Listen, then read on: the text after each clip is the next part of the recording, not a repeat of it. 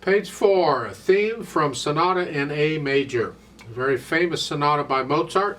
I studied this sonata in college. It's a wonderful piece. This arrangement is not in A major. This arrangement is in C major, but that's all right because the melody is still there. We can hear it. 3/4 time. It's got dotted rhythms all over, so hopefully you got your dotted rhythms down. If not, go back to the method book on dotted rhythms and make sure you understand them. Do the video lessons I've done that cover those pages, and make sure you understand dotted rhythms. Let's check our notes and rhythms and all. Right hand here. Not going to stay here, but that's where we're starting. And it's 1 and 2 and 3 and 1. So the first measure, the note comes on beat 1. The dot comes on beat 2 because a quarter note lasts 1 count. So nothing else can come on beat 1, the quarter note's taking it up.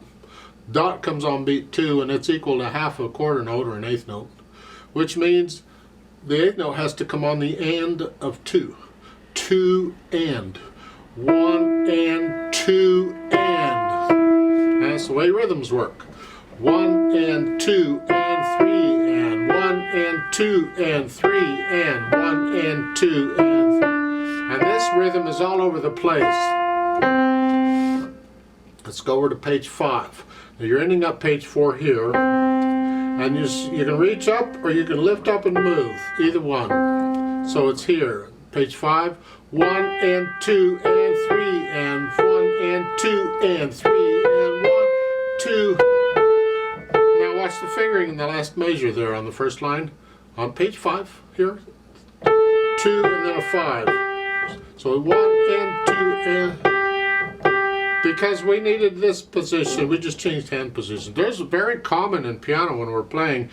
We change hand positions on repeated notes. It's a handy place to do it. So there.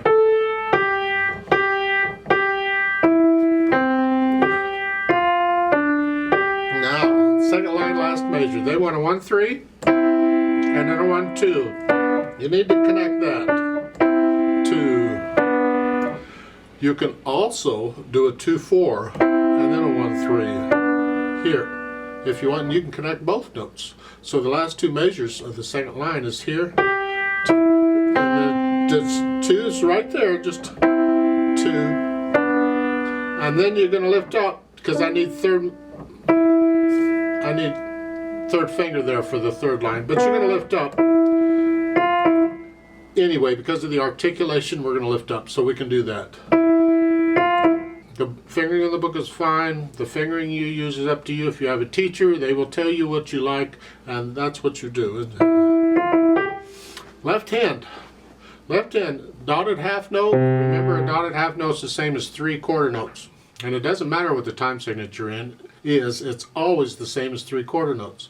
So if a quarter note gets a count, that gets 3 counts for dotted. 1, 2, 3, 1, and 3, 1, 2. There's a lot going on here.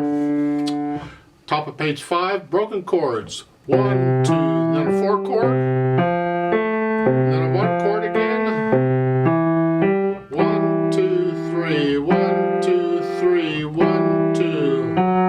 Get an F sharp, isn't that nice? Oh, goody. Put the hands together. And again, when you first put the hands together, don't worry about hesitating, it's fine. You just want to make sure the notes, you're playing these together, and then these together. These. So just make sure the notes that are playing together are there.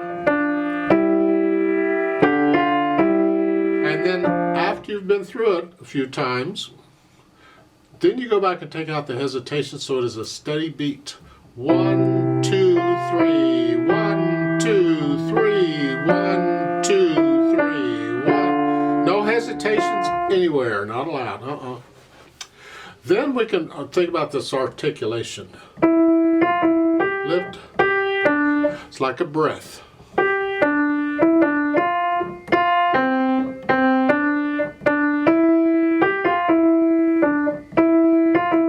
In the left hand, I suggest you just connect it. Forget the slurs in the left hand. Connect the left hand. So you connect that.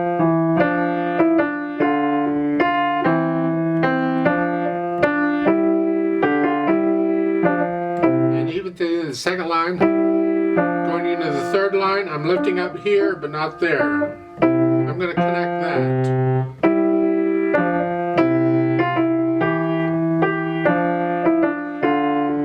So forth. Now, on top of page 5.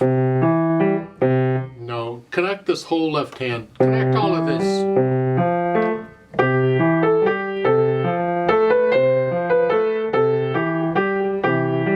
Connect all of that as best you can. Then the dynamics. It goes to the right hand, that's the melody. Moderately soft, sort of soft, mezzo piano. Left hand is soft or very soft. Keep it in the background.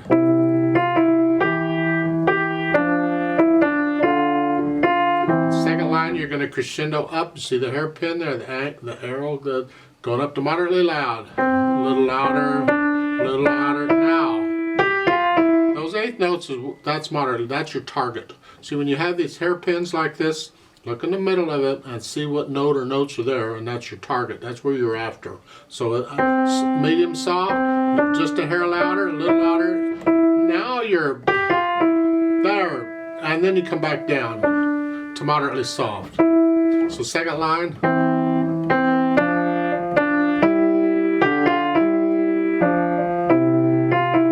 You do the same thing at the last line. You get a little louder.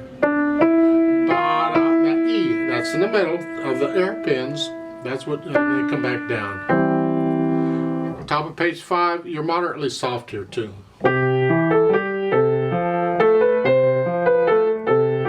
The second line, you get a poco ritardando.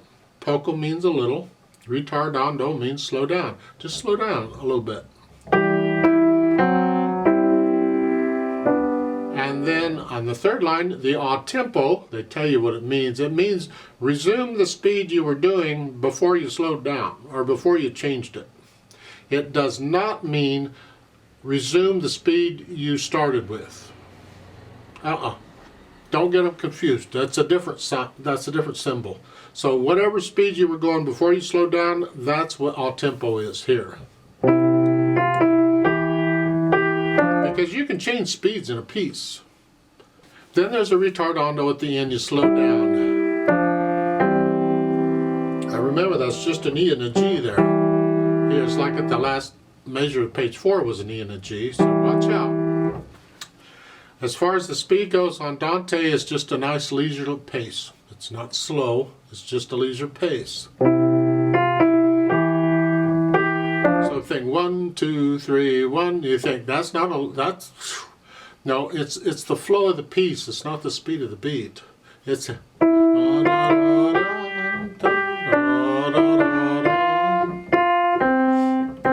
that's about how fast it goes.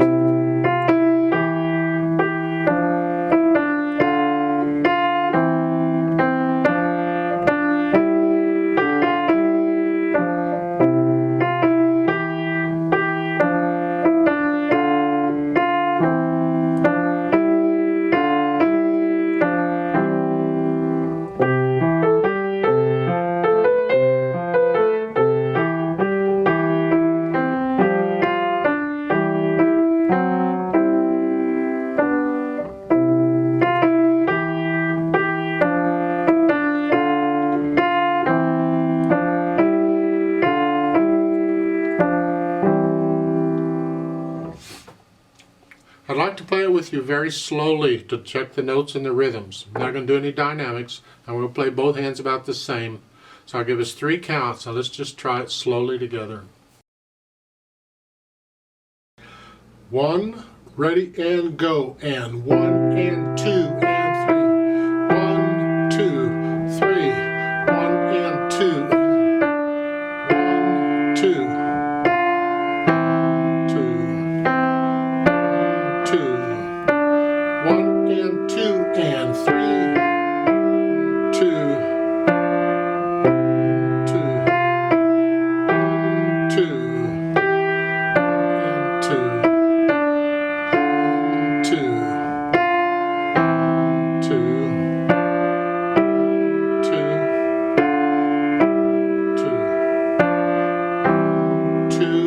3.